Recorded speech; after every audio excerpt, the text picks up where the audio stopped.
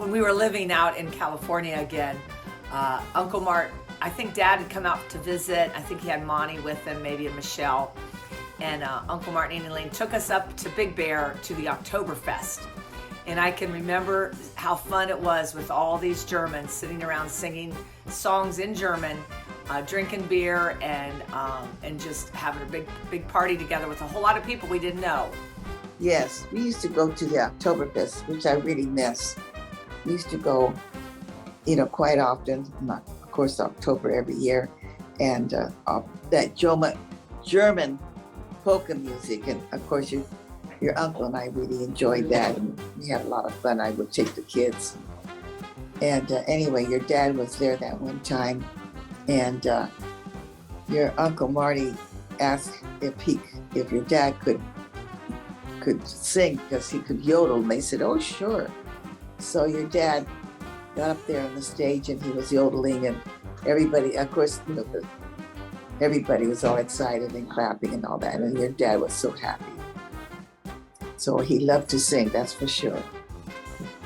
And you sent me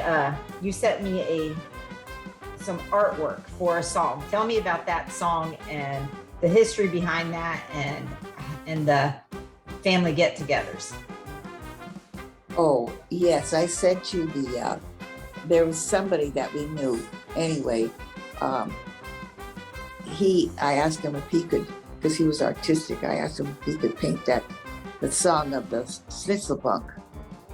And it's quite a few different characters that he had to paint, but oh my gosh, he did it on a white sheet that I had, and we even put it up when we had a party get together.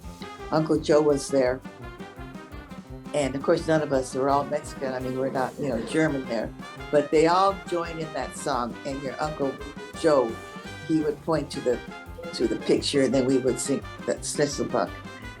So we had fun with that. And also, I took it when Aunt Jerry and Uncle Walt and Aunt Rosie, they were celebrating their 50th.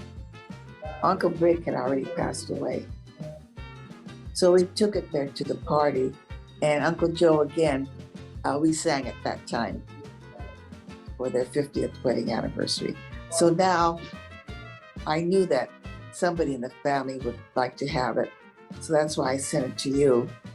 And hopefully maybe sometime you could put it up. It's a big sheet. And the paintings are done very well. He was very artistic. And hopefully you can remember the song, or you can get it. I've heard it where you can get it on I don't know, YouTube or where you get it. Shortly after Miranda and I met one another and had been dating about 2 to 3 months, Miranda asked me to join her at a family party up at her Uncle Marty and Annie Lane's house in Upland, California. So that day we jumped in the car, headed up there, and arrived at their house to see Uncle Marty walking around outside. We pulled up, parked out in front, and Uncle Marty came to the car to greet us. And in my car at the time, I had a bumper sticker that I had pasted in the back window that said, "Welcome to California. Now go home." When Marty came up to the car, he saw the sticker on the back, looked at me, shook my hand and said, "Well, I'm not sure we can have the party today. I guess I got to pack up all our stuff and go home." Anyway, I was super embarrassed, obviously, and made the rest of the afternoon quite a bit nervous for me. But what I did find after getting to know Marty that much better over time was that that was just my first time as a victim of his good-natured ribbing. So I have a story about Uncle Mart. Ron and I moved to California shortly after we were married, and Uncle Mart and Annie Lane got me a job at the Bishop Amat High School, where all of his kids going to school. And I was I hadn't even graduated from college yet, so I barely was capable of taking this job, but he helped me, and they hired me. And it was a great experience at this Catholic high school. And I'm thankful for Uncle Martin and his efforts. When Miranda and I were young, we were living in the Laguna Beach, Laguna Niguel area of Southern California, and Ipa had come to visit us. And one of the days that we had planned for him was to go down to the beach, to the Pacific Ocean in the Laguna Beach area, and check out the sand and the beach and the waves and all the beauty there. And when we arrived, my expectation was that he'd be totally interested in the beauty and the views and all of that. But as we got out of the car, he saw a speck in the sky in the distance. It turned out to be a hang glider.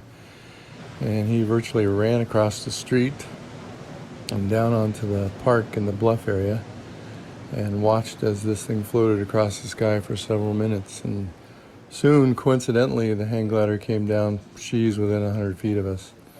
And he went running excitedly over to the gentleman who had landed the hang glider and just started talking with him, just asking him questions in his totally uninhibited, friendly, inquisitive fashion. And that was one of my first impressions of Paul, and I found that to be true of him throughout his life. He was just genuine, friendly, and open with everyone.